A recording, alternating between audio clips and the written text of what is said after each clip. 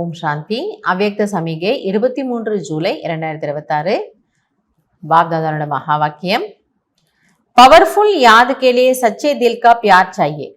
பாபா சொல்றாரு, சக்திசாலியான நினைவு என்றால் உண்மையான உள்ளத்தினுடைய அன்பு. மேலோட்டமானதோ அல்லது ஷோ பண்றதுக்காகவோ யாருக்கும் கணக்காட்டுறதுக்காகவோ யாருக்கும் கணக்காட்ட போறது இல்லை, முடிவும் முடியாது. எனவே அப்படி இல்லை, पूर्वமான அன்பு. सच्ची दिल वाले सेकंड में बिंदु बन बिंदु स्वरूप बाप को याद कर सकते हैं. உண்மையான இதயம் மனதுடையவர்கள் ஒரு நொடியில் புள்ளியாகி புள்ளியான தந்தையை நினைவு செய்ய முடியும், அன்பா நினைவு செய்யலாம். सच्ची दिल वाले सच्चे साहेब को राजी करने के कारण बाप की विशेष दुआएं प्राप्त करते हैं.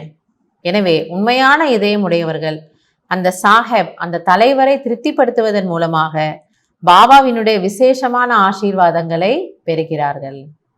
அவருடைய பிளெஸ்ஸிங்ஸ் அவங்களுக்கு இருக்கு. ஏன்னா மைண்ட் ரொம்ப பியூரா இருக்கு, அதுல எந்த ஒரு கள்ளம் கபடம் அசுத்தம் இது எதுவுமே இல்லைங்கிறதுனால பாபா அந்த ஆத்மா பார்த்து ரொம்ப சந்தோஷப்படுறார். ரொம்ப அவருக்கு பிடிக்குதான். லோக்கலா கலோக்கியபலா சொல்லணும்னா அந்த குழந்தைய அவருக்கு ரொம்ப பிடிக்குது. இதன் மூலமாக जिससे सहज ही एक संकल्प में स्थित हो ज्वाला रूप की याद का अनुभव कर सकते हैं. அப்ப எந்த ஆத்மாவை பரமாத்மாவுக்கு பிடிக்குதோ அவரோட பிளெஸ்ஸிங்ஸ் இருக்கோ, அவரோட பிளெஸ்ஸிங்ஸுடைய அடையாளம் என்னவா, இவங்களால ஒரு நொடியில அவரை அன்பாக நினைக்க முடிகிறது.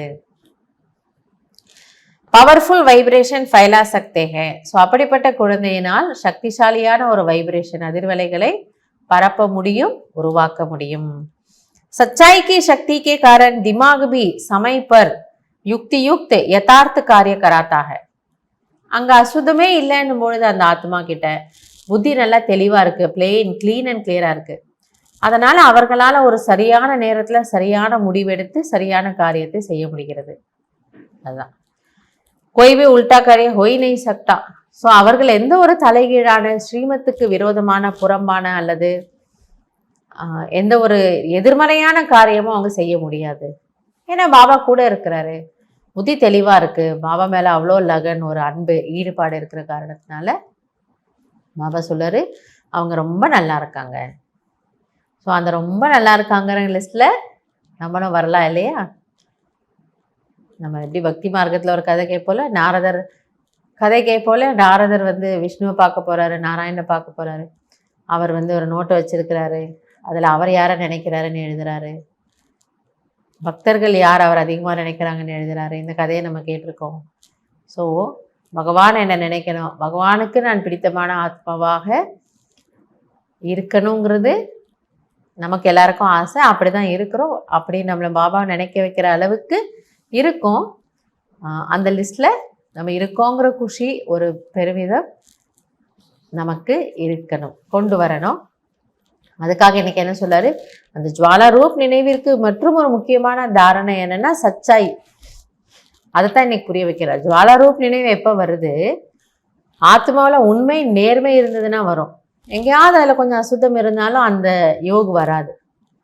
அதில் கள்ளம் கபடம் இருக்கு, அல்லது வேற ஏதோ ஒரு விதமான ஒரு ராவனுடைய அன்சுவன்ஸ் இருந்தா கூட அந்த நினைவு அது போல பவர்ஃபுல்லா ஆகாது. அதைத்தான் இன்னைக்கு புரிய வைக்கிறார். சச்சாயிங்கிறது சம்பூர்ண பவித்ரதா. அப்ப அதுக்கு எதிர்மாறான எந்த ஒரு விஷயங்களும் இந்த ஆத்மாக்குள்ள இல்லாம இருக்கு, பார்த்துக்கணும். ஏன்னா அது இருந்ததுன்னா லாஸ் நமக்கு தான். பின்ன நம்மளால பவர்ஃபுல் நினைவை கொண்டு வர முடியும், அனுபவம் பண்ண முடியாது.